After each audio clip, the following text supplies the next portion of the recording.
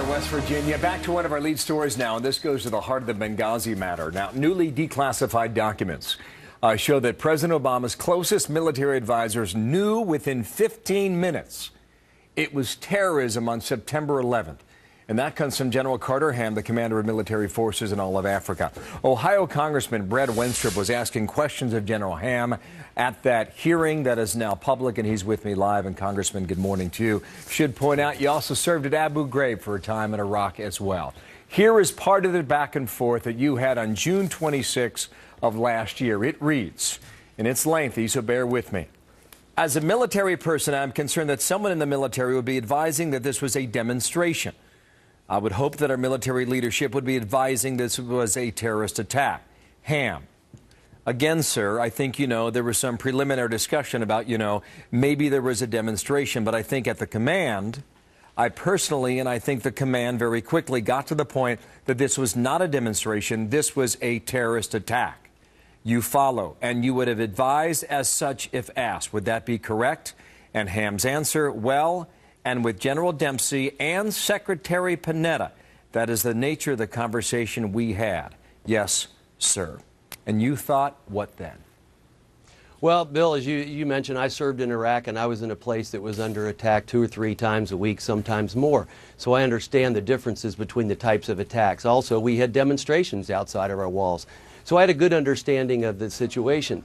And at the time when this happened, I was not in office. I had just won an election, and I'm watching this like everyone else.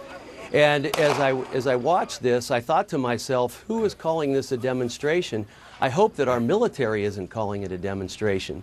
So as I got to Congress and we started having some of these hearings, I had the opportunity to go to a couple of these classified briefings. Although it's not my committee, I made an effort to get there to ask these very questions. Okay, now, your general reaction had to be what then if he's using the word terrorism within 15 minutes?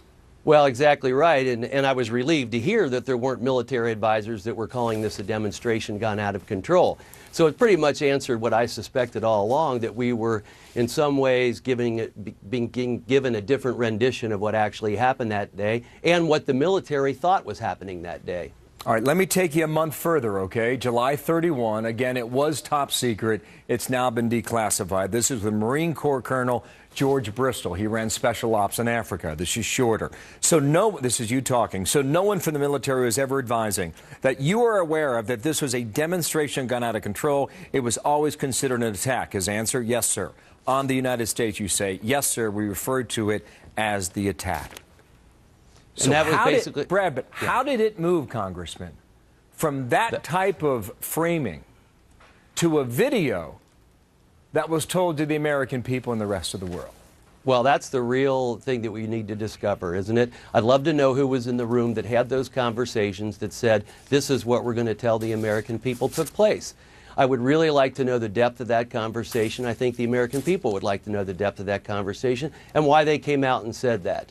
Because I didn't think that there could possibly be anyone in the military that was sitting down advising that this is what took place, a demonstration as opposed to an attack. Okay, but there was a conversation we now know at the Pentagon. Moments before, Secretary Panetta and who else went over to the White House to advise the president? It was a previously arranged meeting. Well, yeah, it was almost by happenstance that meeting took place, right? They just happened to be at the same place at the same time. Again, going back to my line of questioning is I wanted to know if anyone during the course of events was calling this a demonstration. So what happened after that? I think the administration has to answer to the American people on why they came out with what they came out with. Would Leon Panetta know that answer? Because based on these transcripts, they fingered it, they identified it as terrorism, they went to the White House that same afternoon, and one would assume they delivered the information they did. So how did it go from that to something entirely different? That's what the American people deserve an answer on. As you heard General Ham say, that calling it a terrorist attack is what he and Panetta discussed, that's what they felt it was. And that was the conversation that they had. And I'm glad he was forthright in coming forward and saying that. Quickly, in the few seconds I have left, this is top secret stuff. It's now declassified. How much more is coming out? Can you answer that? Well, I think that the bulk of it has been released. There may be some more. I haven't gone through the whole thing to know if they're still holding some back. So we'll wait and see, but there may be more. All right, we're out of time. Brad Wenstrup, sir, thank you. Congressman from Ohio.